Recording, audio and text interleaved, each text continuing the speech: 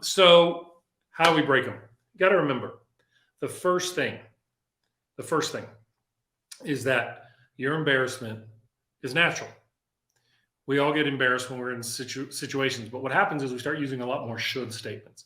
I shouldn't struggle with this. I'm better than that. I've got to be better than this, stuff like that. And the reality is those should statements are just nothing more than just kicks in your shins about you. Okay. You have to understand that number one, mechanical flaws are not 100% to blame.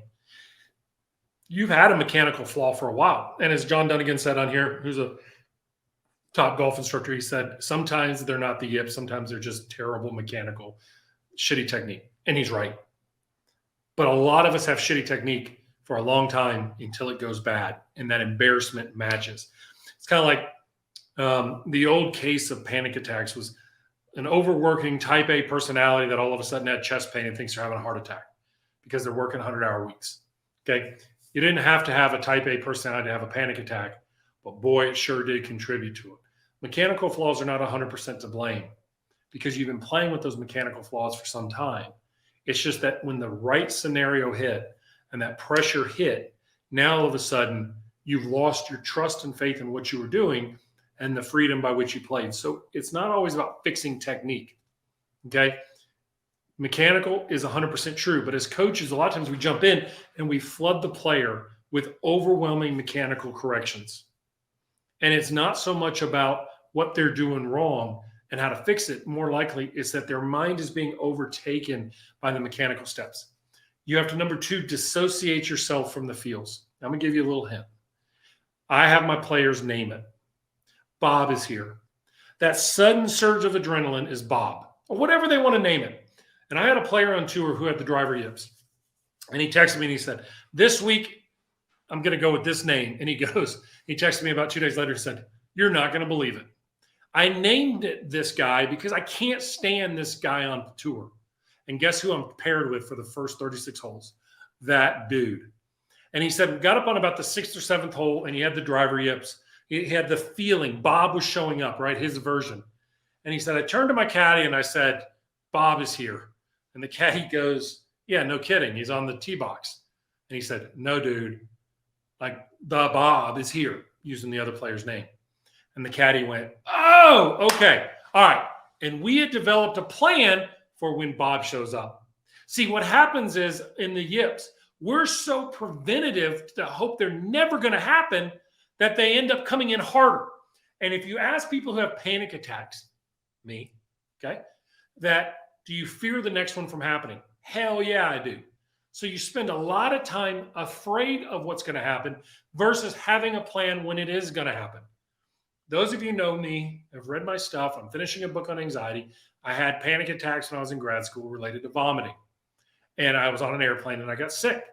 And because of some healthy eating during 1 year, I had 3 cases of food poisoning, all from healthy food. I swear to you, I've never gotten food poisoning from chicken fingers or chicken wings. Every time I've gotten food poisoning, I've gotten it from good food that I should have eaten, that I was supposed to eat. It's crap. Anyway, but we were flying to Hawaii over Christmas, just after Christmas, now New Year's Day. And I felt so sick to my stomach. And Bob was here, Bob the vomit dude. And my wife, we'd gotten our meal. I'm like, you got to take my meal. Like, I can't even do it. Like, I was sweating. And instead of resisting it, I just kind of said, hey, Bob's here. I can deal with it. I can face it. If I have to get up and go vomit, I'll deal with it. See, I developed a plan. And the plan wasn't resisting the internal feels. It was understanding that Bob was here and he's going to make my mind go into elevated mode. Instead, I was going to redirect it by what were my safeguards? What could I do? One of the things that I did with Frankie was exactly this point. If you watch in that video, when somebody walked up to him, he would automatically apologize for how much he sucked. Like, oh my God, I got this club in my hand. And he would make fun of it as a way to protect himself.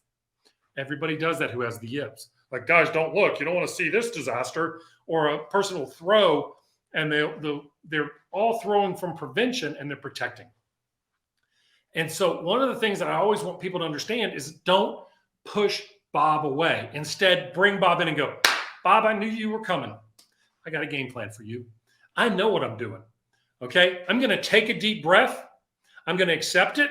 My man Alan Jager teaches meditation. I'm going to take a couple breaths, and I'm not going to fight it, and I'm not going to be in a hurry to F up. Instead, I'm going to sit in, Bob. I know you're here. And you know what? If I screw up, I screw up, but I'm going to screw up with intention and purpose, not prevention. I'm going to hit the best shot I can. I'm going to make the best throw I can. And if it's bad, so what? It's one closer to being better. And I'm going to learn how to do it. And then I'm going to go through my process, and I'm not going to be in a hurry to F up. I'm not going to be in a hurry to get rid of Bob. And I'm going to stand behind, and I'm going to find the shot I want to hit.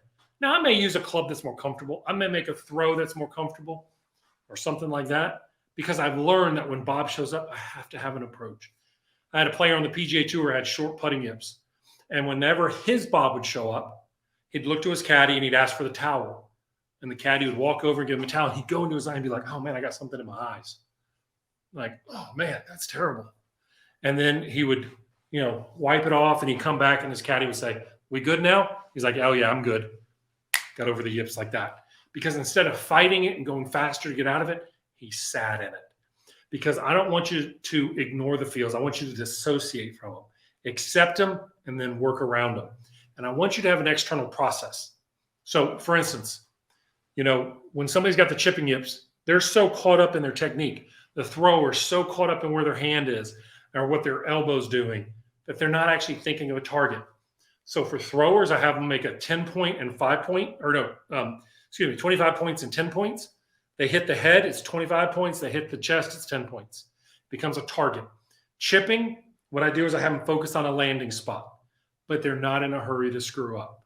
I have them slow their process down, focused on where they want it to land until they're ready. And what happens is Bob comes in real loud and then slowly backs away. Happens every time. That's why we sit in it. And last, we see that it's growth. Now, how I have the chipping yips, what I did was I took, and this is not a product placement thing. Orange Whip doesn't pay me. I'm not sponsored by them. They should sponsor me, but they don't. Orange Whip, you should. But I used the Orange Whip wedge trainer to fix my yips. And you know how I did it? I'd gone to every instructor. It's one of the cool things I get to do. I get to be with some of the best instructors in the world. And they don't give me great advice. But what I did is I took that Orange Whip. And for those of you who don't know, it's a wedge at the end of a floppy shaft. And if you have bad technique, you can't do it. And what I did is I went out, and it was about this time, about 5-6 years ago, I took a bunch of balls and I went out to wet grass. And I just said, I'm going to figure this out. And what I did is I played with it. I changed my grip. I changed my stance. I did all that. And all of a sudden, I started hitting good chips my way. And if you watch me hit chips, I dropped my left foot back. I played off my right foot. I choked down. I neutralized my grip. I put about that much space between the club and the ball, and I can do it. And I will chip with anybody. I'll even chip with my tour players now. Well, what do I teach my throwers? As catchers, Bash, this is one thing I teach them. Now, let me ask you this. Every one of us a catcher is a frustrated pitcher. Is that fair? No. No. Okay. But I teach every one of you to throw a slider back to the pitcher. Now, why do you think I do that? Is that rhetorical, or are you asking? I'm asking you. Why do you think I would, with a catcher with throwing yips, why do you think I would teach him to throw a slider back to the pitcher? Because I'm not focused on throwing it 25 feet back to the pitcher. Correct. I'm to throw a slider, you got to pick. If you're going to hit me right here, you got to pick a spot right over here that's going to break off of that. It's an external target. And I just tell my catchers to tell the pitchers, I'm going to throw you cut fastballs or sliders coming back to you. Just be ready, okay? Oh, and by the way, tell the second baseman and the shortstop to be on their toes. Like, I don't care, but I'm going to throw sliders back or cut fastballs because it's intentional, not prevention. So a lot of times what happens in short putts, another one, people get in over the ball, and right now their mind is going a mile a minute, trying not for something bad to happen. And all of a sudden, they just want to hurry up. And I tell them, you're going to miss it anyways, so let's put the best, consistent, intentional stroke on it as we can. And guess what? The next question people ask after they start busting it, this is done, right? No. Bob's always in your life.